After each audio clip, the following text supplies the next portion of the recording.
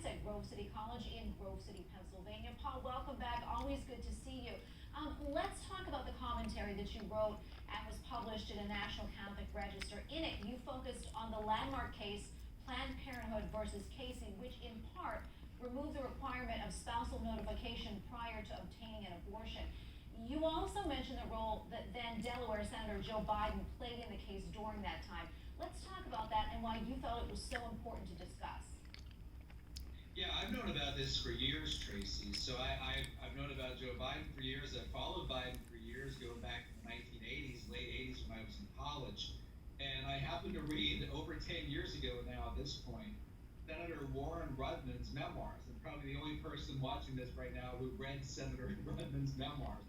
But he notes in there about the date June 29, 1892, this dramatic moment. This is really odd. But he's at the Amtrak station in Wilmington, Delaware, and he looks down and he spots Joe Biden, Senator Biden, and Rudman was from New Hampshire, and he waves to him, and they smile, and they wave at one another, and they literally run into one another's arms, hugging, embracing, smiling, jumping up and down, and he says, "I told you I was right about David. I told you I was right about David." And Biden says, yes.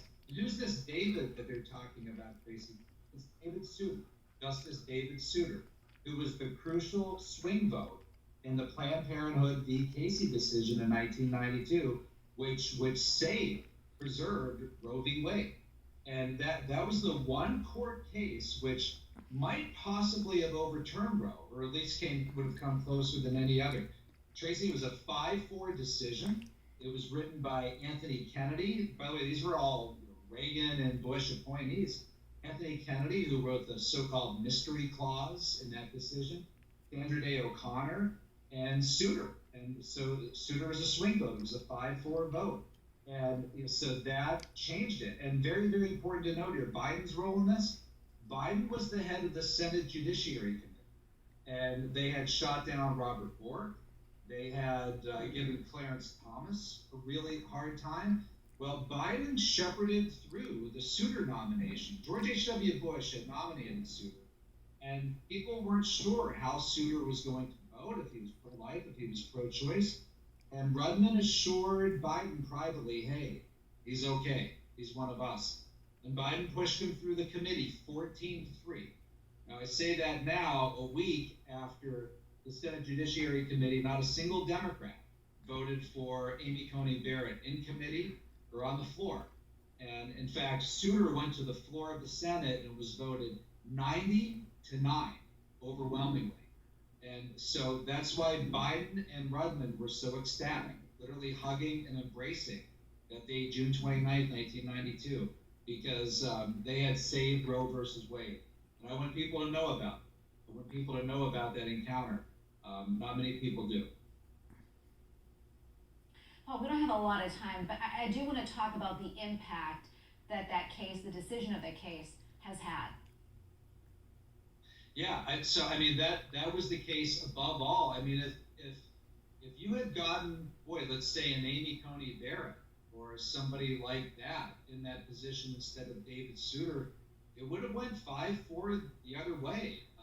In fact, my good friend Bill Clark, I was his biographer, and he was Reagan's closest advisor. He almost got the seat that went to Sandra Day O'Connor. Had he taken that seat, it probably would have went 6-3. It was named for Casey, who was Governor Casey of Pennsylvania, really one of the last major pro-life Democrats in the country. So that was a landmark decision. There was no question about it. And it's really fair to say that Joe Biden helped ensure that. Paul, in your opinion, what's at stake here in this election for Catholics and Americans as a whole? Well, the court is paramount. And having finally gotten a majority, arguably a pro-life majority on the Supreme Court, that may not overturn Roe versus Wade, but at least would lead to some victories, Tracy, for groups like Little Sisters of the Poor, Hobby Lobby, the Conestoga Woods case, the Bladensburg Cross case, some of these crucial cases. And so if that is lost, and above all, lost by the candidate who wants to pack the court, I mean, I'm genuinely surprised and shocked that Joe Biden seems to possibly support that, or at the least refuses to reject it. So if all of that is lost by a new president who packs the court, and suddenly adds 3 or 4 seats, 3 or 4 David Souter, 3 or 4 Ruth Bader Ginsburgs, you would suddenly lose all the momentum, all the hard work gained the last 20 to 30 years to make this what is now finally, quite possibly, barely a majority pro-life Supreme Court.